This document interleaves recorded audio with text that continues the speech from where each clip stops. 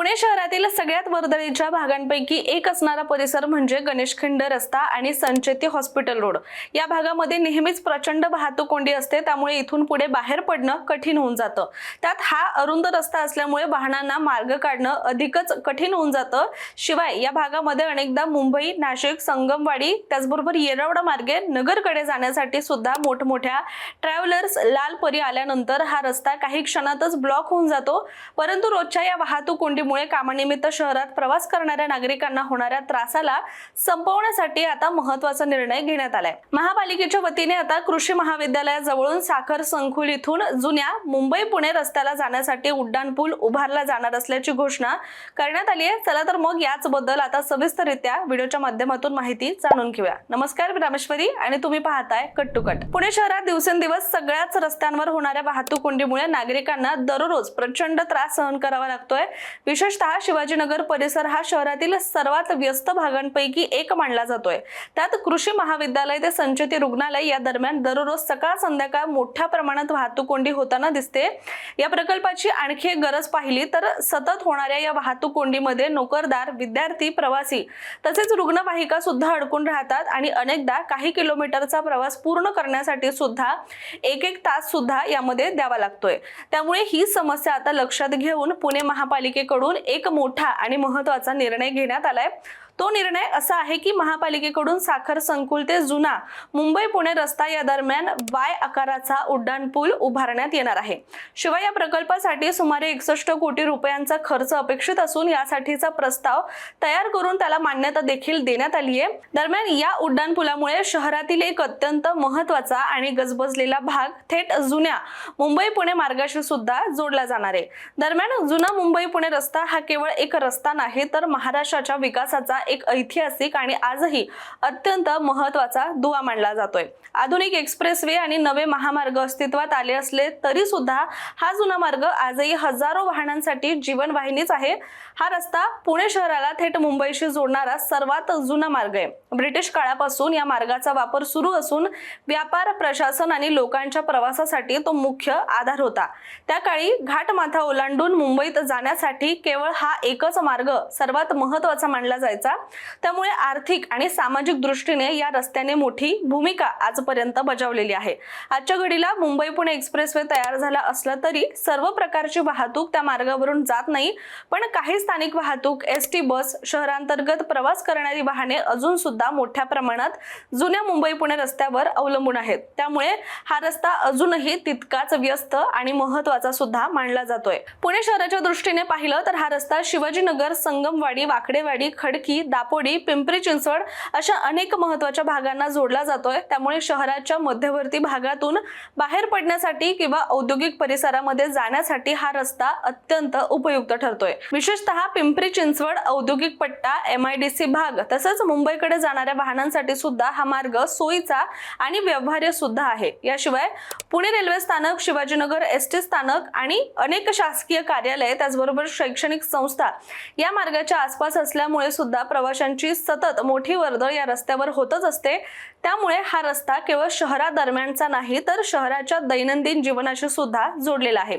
जुना मुंबई पुणे रस्ता हा आपत्कालीन परिस्थितीमध्ये सुद्धा अत्यंत महत्त्वाचा पर्याय ठरतो।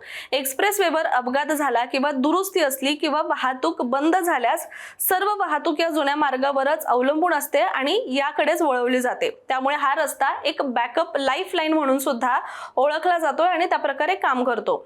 तसंच हा रस्ता पुणे शहराला नाशिक, नगर आणि पुढे उत्तर महाराष्ट्राशी जोडणाऱ्या महामार्गांशी सुद्धा लिंक करतोय। त्यामुळे राज्याच्या विविध भागांशी संपर्क ठेवण्यासाठी हा मार्ग अत्यंत उपयुक्त आहे। एकंदरीत जुना मुंबई पुणे रस्ता हा केवळ ऐतिहासिक वारसा नसून आजही वाहतूक, व्यापार, प्रवास आणि शहराच्या दैनंदिन हालचालींसाठी अत्यंत महत्त्वाचा आधार मानला जातोय आणि म्हणूनच साखर संकुल ते या रस्त्याला जोडणारा उड्डाणपूल उभारण्याचा निर्णय हा महत्त्वाचा प्रकल्प हाती घेतल्याचं सुद्धा बोललं जात आहे, कारण तो थेट आता मुख्य लाईफलाईनशी सुद्धा जोडणार आहे। त्यामुळे नव्या वाय आकाराच्या या पुलाची रचना आता अशी असेल की साखर संकुलाकडून निघालेली वाहतूक थेट 2 दिशांना जाऊ शकेल, ज्यातील एक मार्ग मुंबईकडे जाणाऱ्या जुन्या पुणे मुंबई रस्त्यावर उतरेल तर दुसरा मार्ग अभियांत्रिकी महाविद्यालय COEP आणि शहराच्या मध्यवर्ती भागांकडे जाईल। त्यामुळे सध्या संचेती रुग्णालयाजवळ किंवा गणेशखिंड रस्त्यावर वळसा घ्यावा लागतो तो पूर्णपणे टाळता येणार असं म्हटलं जात आहे। बरं, याशिवाय या उड्डाणपुलाचा सर्वात मोठा फायदा म्हणजे शिवाजीनगर, संचेती चौक आणि गणेशखिंड रस्त्यावर होणारी कोंडी कमी करणं हा तर आहेच। त्याचबरोबर फर्ग्युसन कॉलेज रोड, जंगली महाराज रोड आणि नामदार गोपाळकृष्ण गोखले रस्त्यावरून येणाऱ्या वाहनांना थेट जुन्या मुंबई पुणे रस्त्यावर जाता येणार आहे। यामुळे शहराच्या मध्य भागातील वाहतुकीचा ताण प्रचंड कमी होईल। इतकंच नाही तर आणखी कोणत्या भागाला यामुळे फायदा होणार आहे हे सुद्धा आपण थोडक्यात पाहूयात। तर साखर संकुल ते जुना मुंबई पुणे रस्ता या दरम्यानचा हा जो वाय आकाराचा उड्डाणपूल उभारला जाणार आहे, त्यामुळे पिंपरी चिंचवडकडे जाणारे वाहन चालक आता शहरात अडकणार नाहीत आणि थेट पुलावरून मार्ग काढू शकतील। यानंतर येरवडा आणि पुणे विमानतळाकडे जाणाऱ्या वाहनांना जलद मार्ग मिळेल, त्यामुळे प्रवासाचा वेळ कमी होईल आणि नगर रोड आणि नाशिककडे जाणाऱ्या वाहनांना संचेती चौकातील कोंडी टाळून सरळ दुसरा हा मार्ग उपलब्ध होणार आहे। यासोबतच शिवाजीनगर SD स्थानक आणि रेल्वे स्थानक थेट या उड्डाणपुलाशी जोडले जाणार असल्यामुळे बस आणि रेल्वे प्रवाशांना सुद्धा याचा मोठा फायदा होणार आहे। यासोबतच संगमवाडी, वाकडेवाडी यासोबतच नरवीर, तानाजी वाडी या भागातील वाहतूक सुद्धा सुरळीत होईल। या पुलाचा एक भाग शिवाजीनगर SD स्थानकाजवळ जोडला जाणार असल्यामुळे SD बसला सुद्धा या पुलाचा वापर करता येणार आहे। त्यामुळे बस सेवा अधिक जलद आणि वेळेमध्ये होण्यासाठी सुद्धा मदत होणार आहे। तसंच नरवीर, तानाजी वाडी येथील रेल्वे मार्गाजवळ हा पूल जाणार असल्याने त्या भागातील वाहतूक सुद्धा सुधारेल। महत्त्वाची बाब म्हणजे हा प्रकल्प करताना पर्यावरणाची सुद्धा तितकीच काळजी घेतली जाणार। ती अशी आहे की या रस्त्यांवर दोन्ही बाजूने असलेली जुनी वडाची झाडं न तोडता हा पूल उभारण्याचं नियोजन आहे आणि यासाठी उपलब्ध असलेली अतिरिक्त जागेचा वापर केला जाणार आहे। त्यामुळे विकास आणि पर्यावरण यामध्ये संतुलन राखण्याचा प्रयत्न महापालिका करते। त्यामुळे हा यातला सगळ्यात चांगला निर्णय आणि उत्तम काम असेल असं सुद्धा म्हणता येईल। कारण आपण जाणतो की हल्ली विकासाच्या नावाखाली झाडं तोडणं हा जणू काही वेगळा ट्रेंड निघालाय। पर्यावरणाला हानी पोहोचून कसला विकास होतो हे तर देव जाणो, पण असो या प्रकल्पात या गोष्टीची खबरदारी बाळगली गेली जाते।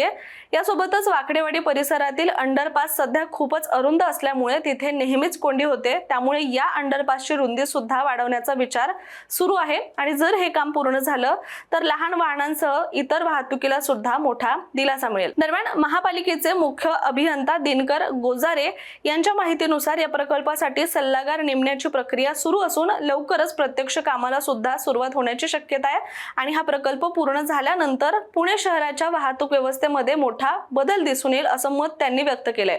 याचबरोबर अलीकडच्या काळात पुणे शहराला वाहतूक कोंडीतून मुक्त करण्यासाठी विविध प्रकल्प सुद्धा राबवले जात आहेत।